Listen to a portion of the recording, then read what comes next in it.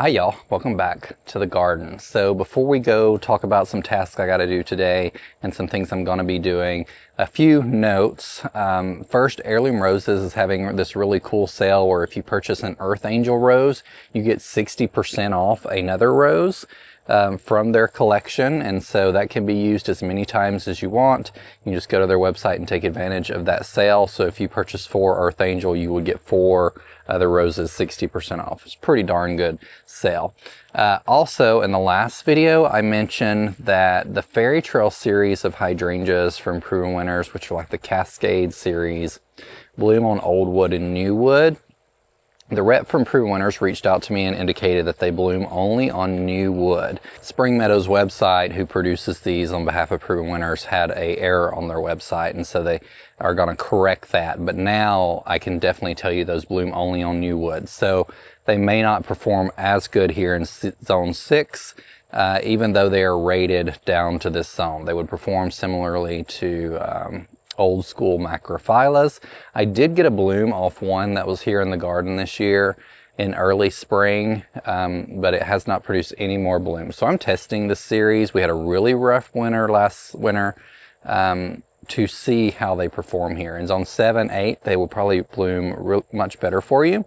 Here you can use them as annuals, or what I have recommended in some hydrangea talks that I've given are to plant them in containers, because since they're cascading, they're really nice in like a tall container. And then you can bring those containers into your garage over winter and help save those buds for spring. So if that's something you want to do, that also will work pretty well. And I'm testing them in the ground specifically, so we'll see how those perform. They may not perform really well. I'm going to give them a few years, because that first year they're just getting settled in. They're supposed to have hardier buds, but that doesn't always translate much to zone 6 southwest Ohio. So let's continue. So it's officially fall. I've not shot a video in the past couple weeks because honestly I've not done a whole lot in the garden the past couple weeks. I was sick, so I was spending a little time recovering from that, and then it was also just very hot again and dry, and so I didn't want to do any type of cleanup, pruning on plants, transplanting anything, because plants are already stressed. They need a couple weeks after a good rainfall to get, you know, a little better from their stress. And so last week, or this past week, we happened to have a good amount of rain, which means the grass has started greening back up, and I can get to finishing some of my fall chores. I'm about in fall cleanup mode. I'm ready to get some things out of the garden that are looking rough and start cleaning up and prepping to put the garden to sleep, including switching around some containers. So today we're going to be planting up some new pansies that are new to the market called 𝗟𝗶𝗸𝗲 𝗦𝘂𝗋𝗋𝗄, and I'll show you those and all about them here at the end of this video. But let's take a look around the garden first at a few things. So we've got roses that have black spot. I haven't treated it. It's so late in the season. I'm not seriously concerned about it. I'll go through and probably remove that foliage here as we head into fall anyway. We've got plants that are just completely petered out, like this calumet that has bloomed nonstop all season, and it's finally caught up with it. There's still some blooms left. It's still trying its hardest, but it needs a winter rest as well. So this week I'm going to come through and transplant this desert orchid here from Proven Winners. I talked about it, it was the last video maybe, and I never got to transplanting it because it was just so hot and I didn't want to risk losing it. I am going to cut it back when I transplant it. Someone followed up with me on Instagram and said their stems after they transplanted it were super floppy, but I'm just going to cut it about halfway or more, and then in the spring I'm going to like coppice prune it basically down to the ground, so all of its foliage and stems will be fresh, and hopefully that will help it transition a little more. I don't want to transplant it and cut all the leaves off. I want it to go into dormancy regularly, and then take care of any more pruning in the spring before it wakes up. We still got hydrangeas down here, including Let's Dance Can Do, that are still putting out blooms. This has been such a good variety. You can see it had its first flush down here in the bottom, a second flush, and then the third flush. Each flush of this variety here is a little taller than the last, which is a pretty interesting characteristic. But a lot of things are just tired. All the alliums are spent and bloomed out. You can see down here some of my annuals from all the really heavy rain we had are starting to flop after not having any rain for about a month and a half, including this right here. This is the 𝗟𝗶𝗸𝗲. It opened up a lot with the rainfall. It's covering part of the sidewalk. So this is one that I'm going to leave, but the blooms are starting to age and it may not be producing too many more as the temperatures start to cool, and that can be pulled out here soon. Let me show you these pansies that we're going to be planting up at towards the end of this video. They are new. They're like double and really roughly. So there's all sorts of different colors in here. I just got them in yesterday from shipping. FedEx wasn't the nicest to them, but I love the colors. This one is really striking. It's like blue almost on the back, but the front is like a purple. Really incredible. We got this one right here, which is probably one of my favorite colors. So to go with these, I've got a couple fall type planting vibes to pair with them. And these are my containers that go next to the front door. I'm pretty blah about how the garden's looking right now. There are still some pretty things, but it was just so hot and so dry and so humid for so long. Like my salvias are flopping again, despite not having any irrigation on them or rain for a month and a half almost. So they might need to be cut back and cleaned up. I already cleaned those up about 2 months ago. Maybe it was the end of July. Some things are still doing well, like the roses here. This is Olivia Rose Austin. There's no blooms on it yet, but I did have a nice flush of roses come through a couple weeks ago. 𝗟𝗶𝗸𝗲 here, which I got from Heirloom Roses in the spring. I'm probably going to be relocating it this fall.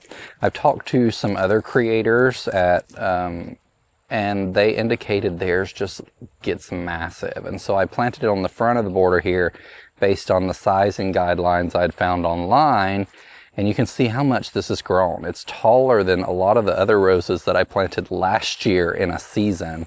And some of them were saying it can get 8-9 foot tall. So I need to relocate this a little further back in the border, and I don't think it's going to be in this bed. I'll probably have to transition it to the back garden space. So 𝗟𝗶𝗸𝗲, really vigorous, really beautiful blooms, but potentially gets larger than what the tag or the website says. So this is from people both in the New York area and the Georgia area, so kind of a broad growing zone, and they're performing similarly. It's not quite time in my garden, since we're only 2 years into this, to start dividing a lot of stuff. There are some things that I can probably start dividing next year that have gotten pretty big, but I don't want to do that too soon because I want things to actually fill out and look nice. But one thing that's performed incredibly well for me are these lantanas. This is pink berry blend from Proven Winners, and I swear they're growing like feet every few days because this was not out into the yard just a couple days ago. And there may be, let's see, there's probably 7 plants here total. I think I put 3 of them in containers in the backyard, and this is what was left over of the 10. So definitely super vigorous and performed really beautifully after it got hot enough. They really took off. There is a hydrangea hiding in there that will be much happier, I think, when I remove all of these lantana, but it's all right for now. Admittedly, I have done a terrible job tracking my hydrangea trials this year. Next year, I am planning less projects, and I'm going to focus on keeping track of things like that and taking care of the plants I already have rather than expansion. I've got some things to plant this fall that I'm going to talk to you about very briefly, but I want to do a better job of tracking these. It wasn't a big issue because this is their first year in the ground. There's not been a whole lot of crazy progress on them, and I did plant some in the back garden bed of some of these varieties to test because here they get a little more shade than they will in the back, and some of them I can already tell, specifically Lovable likes more sun than shade, so needs to have a little more sun than what it's getting in this bed, because I'm not sure that I got any blooms off of Lovable this year in this bed, but I got lots of blooms off of it in other parts of the garden that get more sun. So this is why I want to have them in multiple places in the garden in different conditions to see how they perform. This time of the day is so pretty though in the garden with the evening light. So I'm thinking about, I talked to you about where I was intending to place some of the new hydrangeas, 𝗟𝗶𝗸𝗲 Stormproof from Proven Winners. I was going to plant them at the front of the cut flower garden down there. And I was like, this just seems like kind of a waste. You can see this cut flower garden from the road and from coming up the driveway, and it's really beautiful and it's in full bloom like all the blooms it has out there now. But I thought that would be kind of not a great place to have those. There's a lot of sun there most of the season, and I'm afraid they would burn really badly in our climate. So I don't have enough irrigation water up here currently to support planting those hydrangeas up here, but I did add space when I put the irrigation in last fall and spring to add another valve. So I'm going to add another valve to my valve box down there, come up along the house with some drip irrigation tubing, and I'm going to create a hedge of 𝗟𝗶𝗸𝗲 Stormproof along this garden space here. So what I'm thinking of is not a completely straight hedge. You see this tree here, this is a thundercloud plum. I kind of want to wrap the hydrangeas starting from the back side up, follow an even spacing along with this garden bed, and wrap them back around this red bud. So I'm going to get the drone up and kind of take some images, but essentially it's going to be like a winding S shape to kind of go around there. And I think that's going to do two things. It'll create a nice path leading to the backyard here. It will also block off our septic cover from being seen really from this angle, which is super visually just like draws your eye. So let's back up a little bit here and you can kind of see what I'm talking about. So coming around this tree, down that way, and then around the other tree, the front of that tree. So it'll kind of create this pathway that goes along this way to the back. So I think that'll be nice. I got 16 of them. I think that is plenty enough space to space them 3 to 4 feet apart. It's probably going to be a little closer, which is even better because it'll be more impactful. But I won't necessarily have to worry about getting drip irrigation on them this fall. If I have enough time, then I will. I would like to get drip irrigation on them. I don't have too much more to plant. So when temperatures officially start like cooling down significantly, I'm going to get out here and put the rest of my stuff that I have in containers in the ground. And then maybe I can focus on like irrigation or something and get it up and running. So in the spring, I can just get it going, because that would be super nice to not have to deal with next spring. I went and picked out rock for around the pool, and I'm going with Alabama Sunset, which I think someone recommended when I did that video over a month ago. It's a kind of a more neutral color, so it will look good around the concrete that's already there.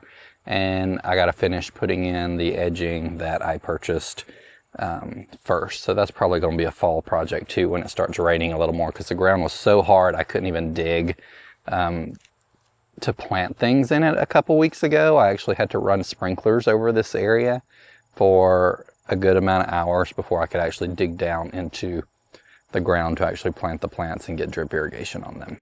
We'll take a quick look around the back garden bed. Some things I'm going to do next year is I'm going to come through. A lot of these plants I planted as really small 1 gallons or even quart size, like this honeysuckle here. I think it's Red 2.0. I got it from Proven Winners last year when I went up there for Garden Com. They were giving some out in quart size, and you can see it's just kind of open and splayed open this year. When you get shrubs that small, it's oftentimes super helpful to cut them back and keep them pruned up. So I'm going to cut it back pretty hard. You can see all these buds on it down here, and that will allow it to push out some new growth that's more well branched. Another one right here is this cherry. It's a red sand cherry from Proven Winners as well. It also needs to be cut back to be branched a little better. Right now you can see there's little branching on it, and it's just kind of out a little more than I would like it to be. Something I'm super impressed with is this Starway to Heaven. You saw me cut this down earlier this year because the leader died, and the foliage on it is incredible. And it's put on 4 feet of growth in a season there that looks much better than the growth from last year. So I'm thinking it's going to be, hoping it's going to be anyway, hardier this winter. I am also going to start pulling out my vegetable garden because this year I grew some things from seed and the weather was just weird, and we had budworms and caterpillars that just ate all my kale up. Hardly gotten anything out of it. Things became overgrown because we had so much rain. So I'm over the vegetable garden, and I don't typically plant fall veggies here because it gets so cold so quickly. Usually it goes from hot to cold really quickly, and so there's not a good transition period. I have overwintered kale in the garden, but it's kind of difficult to do sometimes here. So let's plant up these containers here. So these are Crescent Garden containers. They're called the Cup, and they're really tall, which is why I like them. This is the smallest one, and they fit really nicely on either side of my door. I had some sweet potato vines in these in the early spring, but they are true drop containers, so you can hold water. And I'm going to keep these pansies up here all winter, so we'll see how they perform in winter. They'll be protected a little bit next to the door, but when it starts getting our first freeze, how you take care of these true drop containers is you can just pull the plug on them and the water drains out of it, the water reservoir, and then that's all you need to do. The other ones I typically store inside, but these you can store, you can leave outside if you drain the water plug.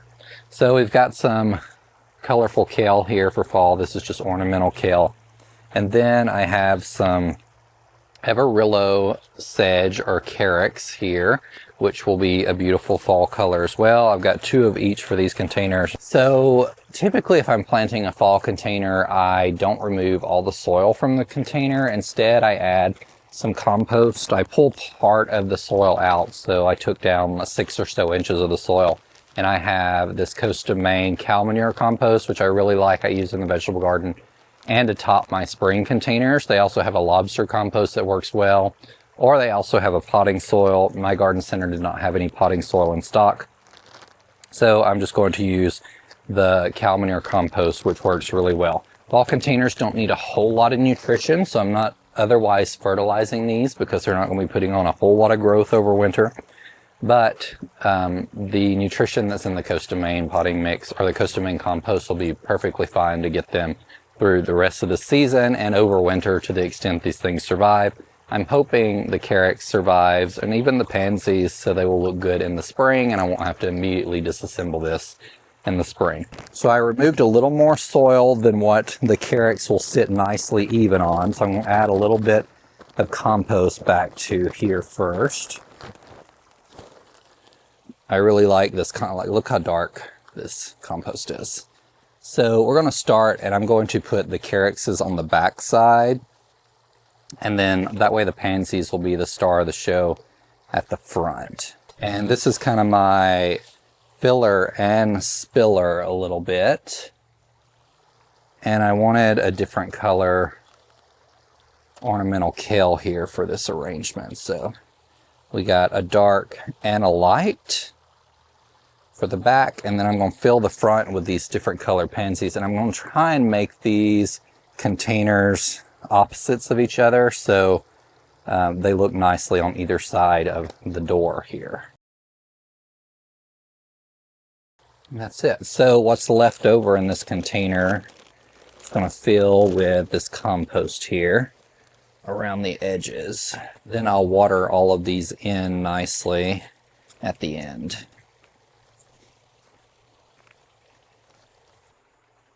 All right, we're all done. So I filled these up. This will probably be the last time I have to water these for fall because these containers, when the temperatures are cool, just hold water so well. But a little waterlogged right now. I'll get some footage of these tomorrow when these dried off a little bit. But nice, cute, small fall arrangement that will maybe last me into spring.